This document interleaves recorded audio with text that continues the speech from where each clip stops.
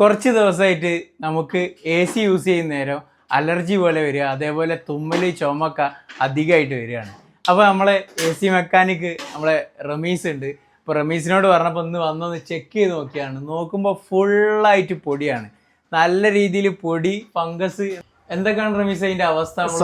ഇതിലെന്താ പ്രശ്നം വെച്ചാല് ഇതില് ഫുള്ള് പൊടിയാണ്, ഫംഗസ് കാര്യങ്ങൾ ഇതൊക്കെ കണ്ടില്ലേ. ഈ ഏരിയ മൊത്തം പൊടികളാണ്. ഞാൻ കാണിച്ചു തരാം. ഇതിപ്പോ കണ്ടല്ലേ,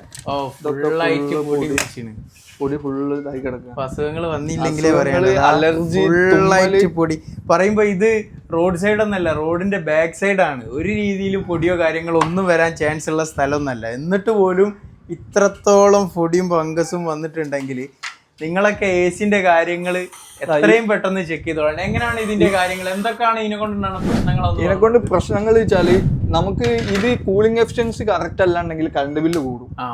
കാരണം ഇതിൽ പ്രോപ്പർ ആയിട്ട് കൂളിംഗ് വന്നാൽ മാത്രമുള്ള റൂം തണുക്കുള്ളൂ. രണ്ടാമത്തെ ഒരു കേസ് വെച്ചാല് കമ്പസർ ഹൈ ബോഡിയിൽ എടുക്കും, ലോഡ് കൂടുതൽ എടുക്കും, അപ്പൊ കംപ്ലൈന്റ് വരാനുള്ള ചാൻസ് കൂടുതൽ. ഇതിപ്പോ ഒരു സൈഡിൽ കുറച്ച് ഇവിടെ കട്ടായി കിടക്കുന്നുണ്ട്, സെന്ററിലുണ്ട്. അത് എന്താ പ്രശ്നം വെച്ചാൽ ഞാൻ ഇപ്പൊ കാണിച്ചു തരാം. ഇത് ജസ്റ്റ് ഒന്ന് നോക്കിയാൽ മതി. ഇതിൽ പൊടി കണ്ടില്ലേ, ഇതാ പൊടി പാക്ക് കണ്ടില്ലേ. നമ്മളിങ്ങനെ ബ്രഷ് വെക്കുമ്പോ തന്നെ ഈ പൊടിയൊക്കെ നമ്മൾ സൂക്ഷിക്കുക ചെയ്യാം. ഏതാ പൊടി പോണേ. അതേമാതിരി ഇതൊക്കെ പൊടിയാണ്, കളർ മാറ്റം കണ്ടില്ലേ, ഫുൾ ക്ലീൻ. ഇത് ശരിക്കും നമ്മൾ വാട്ടർ സർവീസ് പറഞ്ഞ സംഭവം ഉണ്ട്. നമുക്കിപ്പോ നോർമൽ സർവീസ് ആണ് നമ്മൾ ചെയ്യുന്നത്.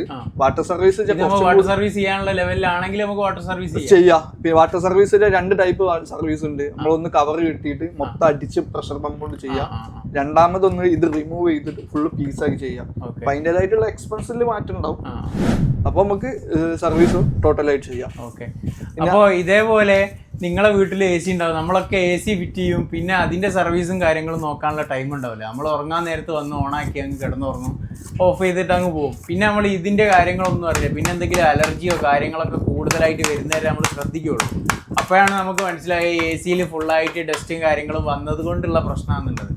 അപ്പോൾ നിങ്ങളെ എ സികൾ ഇതേപോലെ ചെക്ക് ചെയ്യുമ്പോൾ എന്താ വെച്ചാൽ പ്രശ്നം വെച്ചാൽ നമ്മൾ മെക്കാനിക്കൽ തന്നെ വിളിക്കുക. ഇപ്പൊ ഇന്നല്ലെങ്കിലും വേറെ മെക്കാനിക്സിനെ വിളിക്കുക. കാരണം നമ്മൾ സ്വന്തം ചെയ്യാൻ നിൽക്കുകയാണെങ്കിൽ ഇത് ഇലക്ട്രിക്കൽ പോർഷൻ ആണ്. ഈ ഭാഗത്ത് ബ്ലോവർ നമ്മൾ വെക്കുമ്പോൾ എന്തെങ്കിലും ഈ ഏരിയ തൊട്ട് പോയി കഴിഞ്ഞാൽ മൊത്തം പൊടിഞ്ഞു. പിന്നെ ഈ ഫിൻസ് വെച്ചാൽ ഇതേമാതിരിയുള്ള ചളക്കം കുടുങ്ങി കഴിഞ്ഞാലും കൂളിംഗ് ഓപ്ഷൻസ് ഉണ്ടാവും. അപ്പൊ അങ്ങനത്തെ കുറച്ച് കാര്യങ്ങൾ സ്വന്തമായിട്ട് ചെയ്യാതെ ലോക്ക് പൊട്ടിക്കാതെ നിൽക്കുക. പിന്നെ ഔട്ട്ഡോർ ഇതേമാതിരി പമ്പ് വെച്ച് വാട്ടർ സർവീസ് ചെയ്യണം. അപ്പൊ ഈ ഔട്ട്ഡോർ ചെയ്യുമ്പോഴോ ഇതിന്റെ ഉള്ളിൽ വെള്ളം കയറി കഴിഞ്ഞ് കഴിഞ്ഞാൽ ഷോർട്ടായി പോകും. അതിന്റെ ഒരു ചെറിയൊരു അപ്പൊ സർവീസർമാരെ വെച്ച് മാത്രം ചെയ്യാം. നിങ്ങൾ യൂട്യൂബിലും മറ്റും നോക്കി ചെയ്ത് കഴിഞ്ഞാൽ കംപ്ലൈന്റ് ആയാലും നിങ്ങൾ എ സി തന്നെ പുതിയ വാങ്ങേണ്ട അവസ്ഥ വരും. റമീസ് ഇതിന്റെ സർവീസറാണ്. റമീസിന്റെ നമ്പർ ഞാൻ താഴെ കൊടുക്കാം.